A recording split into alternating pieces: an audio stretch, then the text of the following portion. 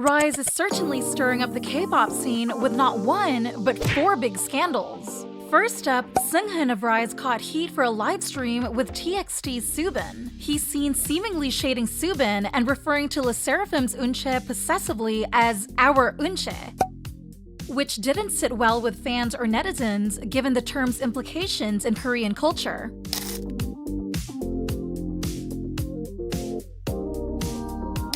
Then, he doubles down the scandal with a smoking video that's lighting up the internet like a bad signal flare.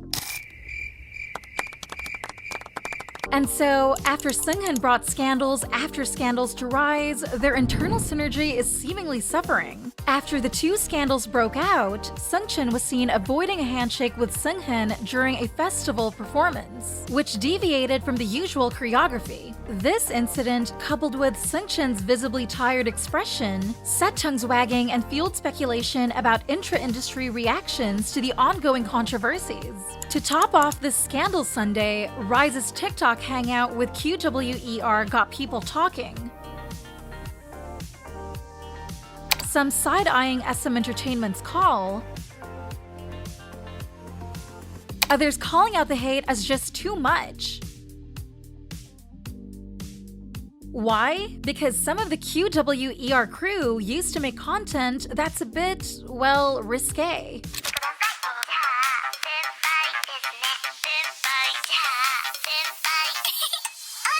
With 4 scandals in a row, do you think this is still SM's noise marketing, like analyzed in this video? Or it's just RIIZE is problematic in nature? Tell me in the comment down below.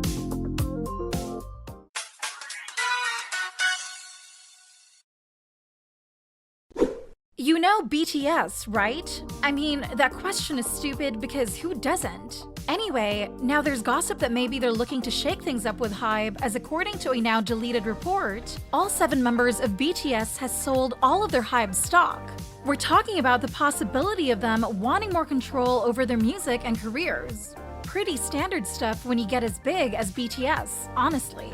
So why now deleted and why should we care? Because it was true, but not 100% true. So wait for the fact check. First, people are curious if BTS might go solo or change things up, like other famous artists have done before. Plus, because BTS is more than just a band, they've started a whole cultural wave, and any big change with them is a big deal. Not just for business, but for the whole culture around K-pop, which might very likely impact your favorite K-pop groups. But fact check. Yonhap News reported that while it's true no BTS members now have stocks in HYBE, they did not sell their positions. Instead, it means their special designation as shareholders had ended. Confusing, I know, so I did some research for you guys. The key difference is that, while selling shares implies an active decision to transfer ownership to someone else in exchange for money, ending a special designation as shareholders could mean that their ownership status changed without a transaction taking place. For example, their shares could have been a part of a special agreement that has a predetermined end date or condition under which the shares revert back to the company. Or the shares could have been a part of a compensation package with a time limit or specific conditions attached. The possibilities are unlimited, but overall, there's no beef between BTS and HYBE.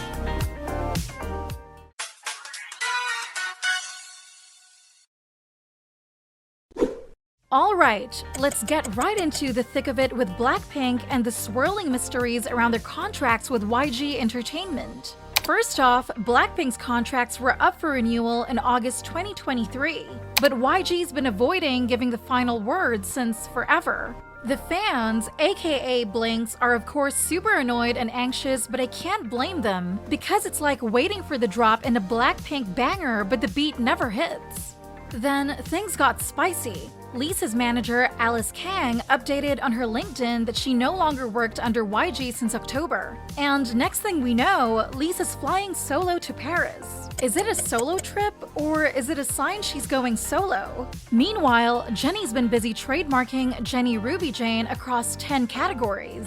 Most recently, she has also shown up at the pop-up store of Tambourine with her former YG managers. Yes, former. If that's not a move of someone setting up their own empire, I don't know what is. But things between RIIZE and YG seem to be peaceful because RIIZE was the only member to drop this season's greetings merch out of nowhere. And let's be honest, since the last time YG did the holiday drops was in 2021 with all 4 members. So this move of RIIZE might just have confirmed the rumor that she was the only one to stay with YG Entertainment.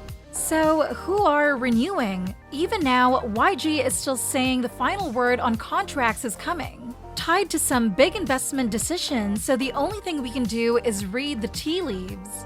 And do you want to sip some more buzzing and comprehensive tea like this every week? Hit that subscribe button now!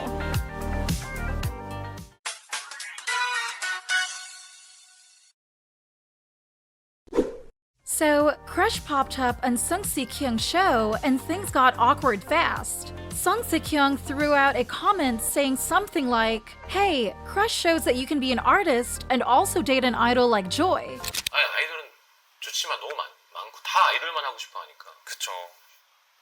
아, 아티스트가 돼서 아이돌이랑 사귀면 되는구나.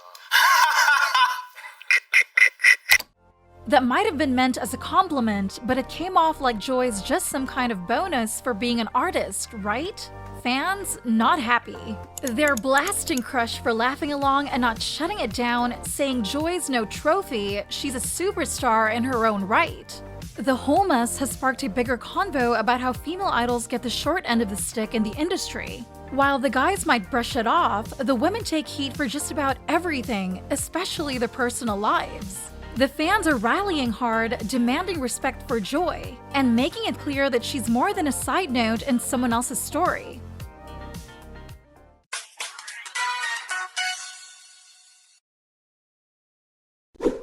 JY Park had some things to say about GOT7 after they left JYP, and not everyone's happy about it. He thinks the group hasn't fully shown the world what they're capable of. 갓세븐은 박재홍 PD님한테 어떤 가수였어요 혹시? 아직 한 번도 얼마큼 특별한지 제대로 보여준 적이 없는 것 같아. 아직도. 그럼 맞긴 하죠. 네네네. 그래서 바꿔 말하자면 지금까지 너무 잘해왔지만 가지고 있는 거에 비해서 아직도 아쉬워. 너희가 더 잘할 거야. 너희가 훨씬 더 많은 거, 더 특별한 걸 할 수 있지. When hearing that, fans were like, "Excuse me? You had years to help them shine," and all fired up because they thought JYP was the one holding GOT7 back all this time. 까부라고 말 잘 안 듣고. 네네네. Now, while JYP's looking back with some what-ifs on GOT7, he's also looking forward, heaping praise on Jang Wonyoung, saying she's got that idol factor dialed up to 100. It's a classic case of mixed messages that's got the K-pop world buzzing. 처음에 봤을 때는 약간 뺀돌이? 뺀돌이? 뺀질이 뺀돌이?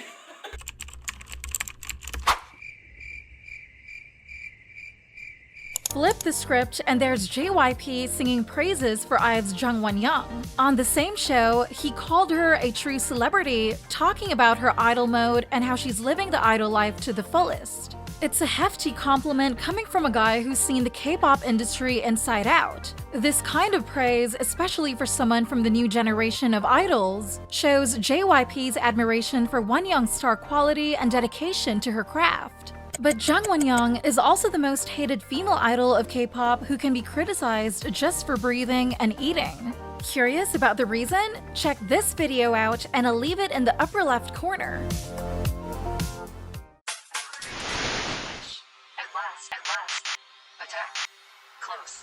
Remember how Lisa's face was deep-faked about her performance at Crazy Horse D-Petty in last week's discussion? And how NCT's Dreams, chenle were scared of AI taking over their jobs? After listening to AI-covered songs on YouTube, seemingly their nightmare has come true as AI is even legalized by YouTube. Enter Dream Track. According to YouTube, this AI tool will recreate the voice of big artists, making the song production process more efficient, as songwriters can turn their ideas into real tracks by the voice of real artists generated by AI. Of course, without the presence of real artists in the room. Currently, Dream Track can mimic Demi Lovato, John Legend, Charlie Puth, Troye Sivan, T-Pain, and the list is expanding. While it's not K-pop specific yet, and YouTube's making sure AI's role in music is clear and above board, the tech has got everyone talking about the possibilities. Hopefully down the road, Dream Track is also about using AI to jazz up the creativity that K-pop is known for, not replacing the artists we all stan.